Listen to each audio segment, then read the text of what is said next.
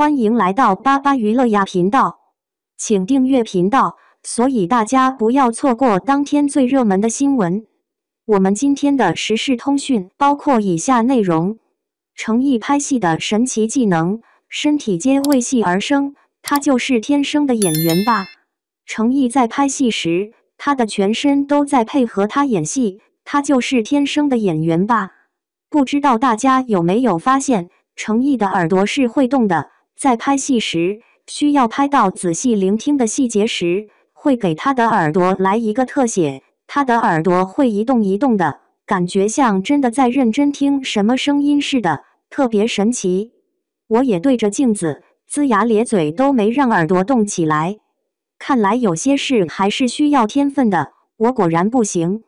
还有程毅在拍琉璃时，司凤的情人咒发作，在拍莲花楼被推入灵蛇窟被蛇咬脖子，还有后面的必查毒发，程毅脖子上的青筋凸起，一张脸长得通红，这都完全没有特效，让人一眼看过去，瞬间体会到他的痛苦了。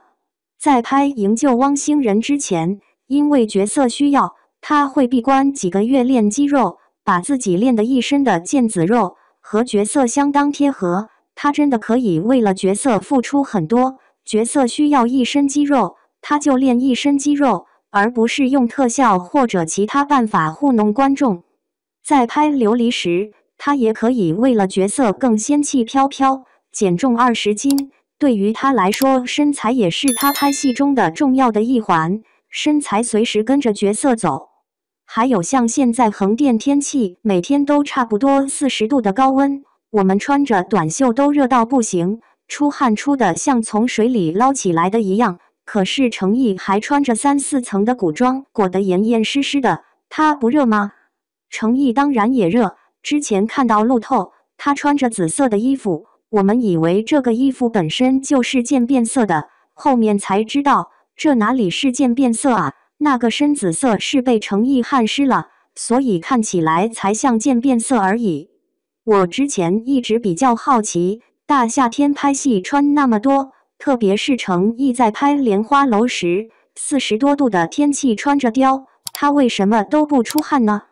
为什么脸上的妆一点都不会花？因为拍外景也是不可能有空调的，要是我可能的不停地擦汗了吧。正当我百思不得其解时，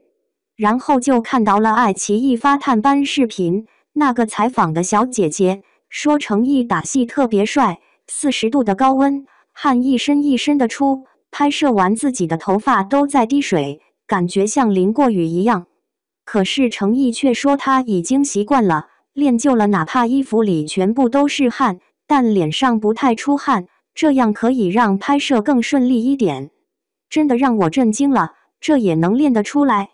果然程毅就是天生的演员，整个身体都能配合他拍戏，我们普通人还真做不到，太佩服他了。